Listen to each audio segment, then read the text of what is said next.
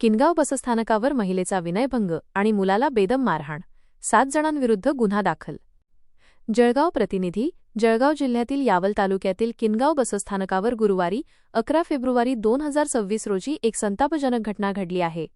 राज्य परिवहन महामंडळाच्या बसमधून प्रवास करणाऱ्या एका 51 वर्षीय महिलेचा भरदिवसा विनयभंग करण्यात आला असून या कृत्याचा जाब विचारणाऱ्या तिच्या मुलाला 7 जणांनी मिळून बेदम मारहाण केल्याची घटना समोर आली आहे. या प्रकरणी यावल पोलीस ठाण्यात 7 संशयितांविरुद्ध गुन्हा दाखल करण्यात आला आहे. मिळालेल्या माहितीनुसार फिर्यादी जरीना अरमान तडवी, वय 51 वर्ष, राहणार तडवी कॉलनी, यावल, या त्यांचा मुलगा तस्लीम अरमान तडवी याच्यासह जळगावहून किनगावकडे बसने प्रवास करत होत्या. दुपारी 4 वाजेच्या सुमारास बस किनगाव बसस्थानकावर पोहोचली.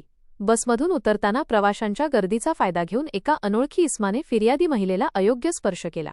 जेव्हा महिलेने या प्रकाराचा जाब विचारला तेव्हा संबंधित व्यक्तीने उलट त्यांच्या छातीवर कोपर मारून हुज्जत घालण्यास सुरुवात केली. आपल्या आईसोबत घडत असलेला हा प्रकार पाहून मुलगा तस्लीम तडवी याने मध्यस्थी करण्याचा प्रयत्न केला, मात्र संबंधित आरोपीने त्याला शिवीगाळ करत हल्ला करण्याचा प्रयत्न केला.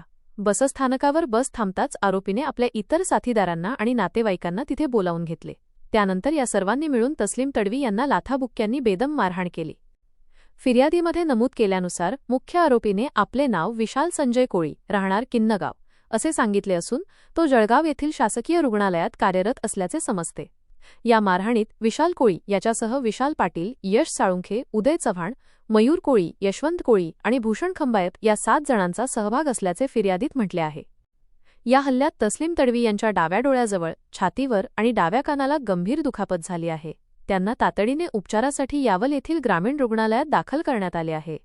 या घटनेमुळे परिसरात तीव्र संताप व्यक्त होत असून यावल पोलिसांनी विनयभंग आणि मारहाणीचा गुन्हा दाखल केला आहे.